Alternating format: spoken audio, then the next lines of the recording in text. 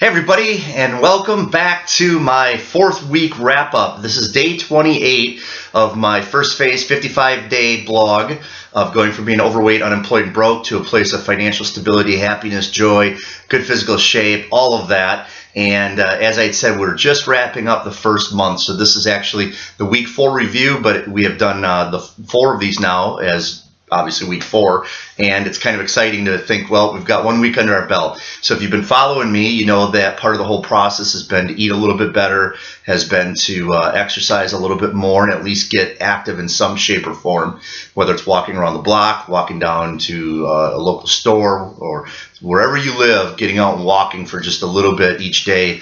And I've been doing that. I haven't exactly lost any weight, which I find really interesting, but I think that's because even though I'm more active in exercise and I feel a lot better, I think it's just because my eating still hasn't gotten in line. And as I shared with you before, I'm 42, and at 42, for those of you over 40, you know your metabolism absolutely sucks and plays tricks on you. So I've got to get better about how I'm eating and what I'm doing with that.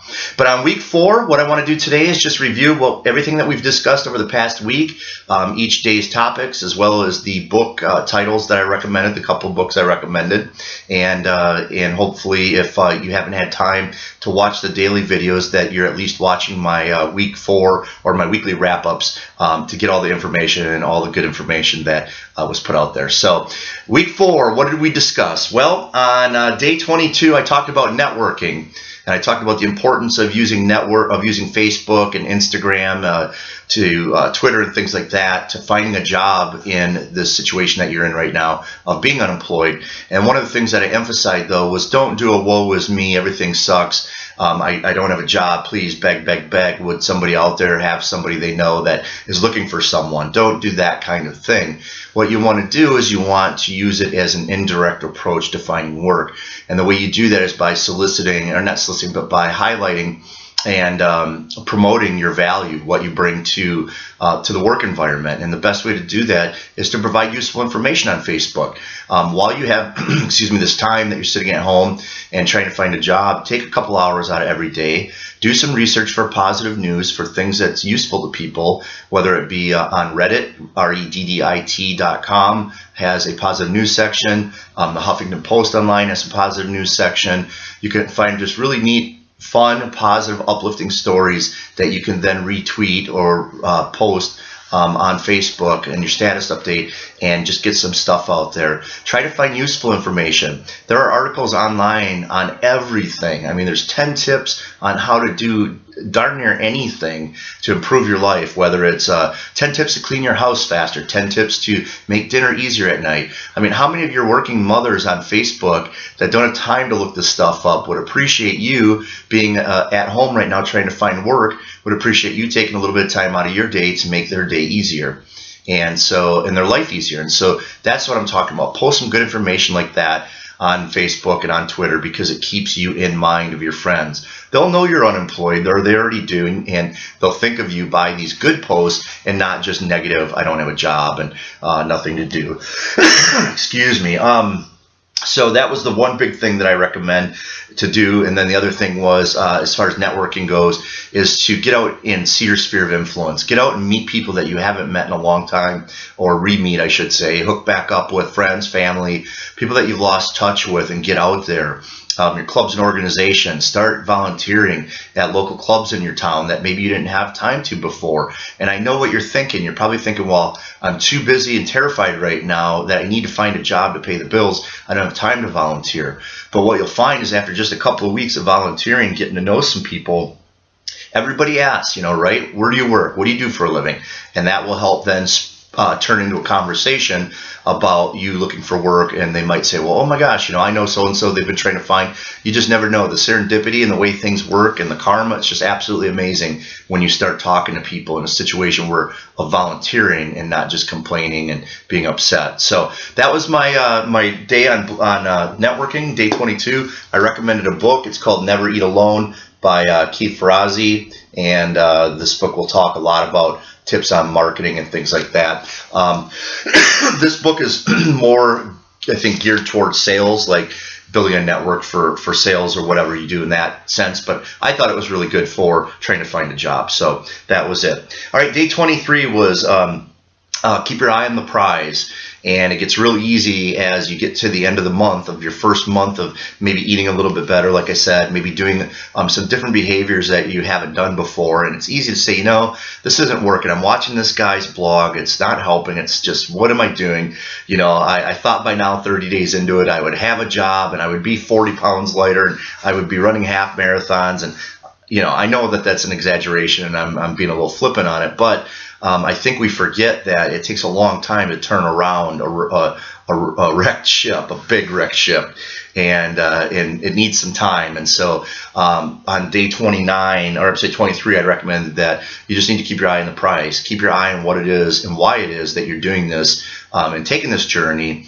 And one of the things I had heard in a song that day when I was out walking was one of the lyrics said, "I can't wait to catch up to myself," and I shared that on that day. And again, it said, "I can't wait to catch up to myself." So if you think about that, and what they had meant was they're lagging behind on who they really are. And I am, you probably are right now. We all that get in this situation of losing work or losing somebody or being depressed, we all feel like our old self is miles ahead of us, and we're back here kicking rocks around on the side of the road, sad and hanging our head. And that lyric, "I can't wait to catch up to myself," is perfect. And that goes with keeping your eye on the prize. So keep your eye on the prize soon. And I promise you, if you're following these steps and following the advice, the books I recommend that you read, soon you will catch up to yourself. It may not be after month 2, after 60 days, but it might be after month 3, it might be after month 4. But you think about it, if it takes less than half a year to become better than who you were when you were at your best before, it's worth it, right? I mean, once you agree, it's probably worth it. So keep your eye on the prize and move forward. Day 24, I talked about prioritizing your day. That even though we're unemployed and we don't have work activities that we're tracking after and keeping records of and trying to prioritize and complete, we still have days of a lot of stuff to do. I think often my wife is a little bit amazed when she comes home from work at night at 5 o'clock and I tell her everything I did through the day while I was at home unemployed. I think she has a different perception of what goes on here in the house. My cats know, our cats know, because they're watching me in my office talking and reading and doing all these things, but I don't think she knows. And so it's real easy sometimes, I think, to forget that even though you don't have a job, we have a lot of stuff going on if you're doing the right things. And so I encourage you to prioritize your day by beginning on Sunday evening, writing everything out for the week that you need to accomplish, and then putting them in on each day. Say, okay, on Monday I'm going to do this, Tuesday I'll do that, I'll make time for that. And then each day fill in what is coming up, what you need to do, whether it's job search, whether it's call people back, send a resume, update a resume for a different position, whatever it may be. And then every morning you sit down and you say, okay, here's the things I got to do. And you A, B, C, prioritize them. A is the items that you have to get done today. And actually it's not even that, you have to get done. Because some of you probably have to pick your kids up at school. That's an A item. But what A items are is it's the one thing that is most important that will push you the closest in the shortest amount of time in the best direction and the closest to what you're trying to do. So in other words, an A item, an A priority might be doing something that if I do this will really, really up my chances of finding work, of getting a job. Well, that's an A item. B items, when you put a B in front of it, in front of your activity, and say, okay, it's a B item, it's, okay, what can I get to after my A items are done that will be the second most important things to push? And then C items are those things that if I get to, great. If I don't, okay, it might be mowing the lawn, weed whipping, putting the new holiday flags up out in front of the house, things that just aren't high priority. And then every day you just do A, B, and C. And then in all your A's, you do 1, 2, 3, B's 1, 2, 3, and C's 1, 2, 3. And then you start at A1. That should be your first thing. I'd recommended a book by Brian Tracy called Eat That Frog, and I don't have it right now, but Eat That Frog, he talks about the frog is the worst thing you have to get done in the day, the worst A thing that you need to do, and you do that first thing in the morning. You eat that frog right away, and the rest of your day will be a piece of cake. So that's what I talked about on day 24, was prioritizing your day. On day 25, I talked about having confidence and how Confidence is key right now. The more confident you feel about yourself when you're looking for a job, obviously the better opportunity you're going to have to get one. The more confident you are in interviews, the more confident you are in every situation when you're networking with people, when you're volunteering at your local organizations or charities, and you got to come across as confident even though you've just lost your job and you may not feel very confident. And I had shared a quote by Ralph Waldo Emerson again, and it was that self-trust is the first secret of success. And that's what I shared, what I thought was a good definition of confidence. It's not arrogance. It's not feeling that you're better than other people or holding your nose up in the air. It's just having self-trust in yourself, that you trust that you're going to come through this okay, that you trust that you're going to get done what you need to get done, that you trust in yourself. And I thought that was really good. I shared with you how confidence is not about looks. It's not about looks. It's not about age. It's not about your origins or where you were in life. It's not about your wealth or social standing. And it's more, or it is completely about how you feel and about yourself and how you respect yourself. That's completely what confidence is. And with looks, I'd shared about Steve Buscemi, the actor, and how he's so successful, but definitely not the greatest looking actor in the world. Age, I talked about Dr. Ruth being 85 years old and still rocking out the conversation and topic of sexual physiology and sexual health. I shared with you not about who you were, where you came from, President Carter, and all the work he's done with the Habitat for Humanity and the Emory, the Presidential Center at Emory University on human rights and all of that. And then not about your wealth or social standing. I'd shared some stories about actors that were homeless, everybody from Jim Carrey, Halle Berry, Jewel, the actress. There was a whole list of people that were either homeless or in a homeless situation at one point in their life that have went on to achieve great success. And then the last thing was I recommended the book Art of Achievement. Forgive me 1 second here. I don't usually go off camera like that, but I believe in shooting everything one take. So The Art of Achievement, I forgot. Tom Morris, this was a great book. It has a whole article on confidence, and I think that you'd find some good value in that. So that was day 25. On day 26, I talked about success tips, excuse me, things to help kickstart your health. And that your body is, in essence, your command center. It's your all-terrain vehicle. It's your temple. It's your church. It's your supercomputer. It's everything that's going to help you succeed is in your body right now. That the better you feel about your body, the more healthy, the more energized, the more awake, the more vibrant, the more you wake up in the morning, you're like, okay, I feel really good today. As you know, everything else will follow. Your mind, the things you do, it all follows how your body feels. You can have the best ideas and the best intentions, but if you wake up and you feel awful every day and dragged down and just like you can't do it, it doesn't help and you're not going to be successful. And some of the things that I had shared with you was real simple and kind of repetitive, but I think we often forget it. And it's obviously eat better, just even if you have one salad a day outside of your normal meals.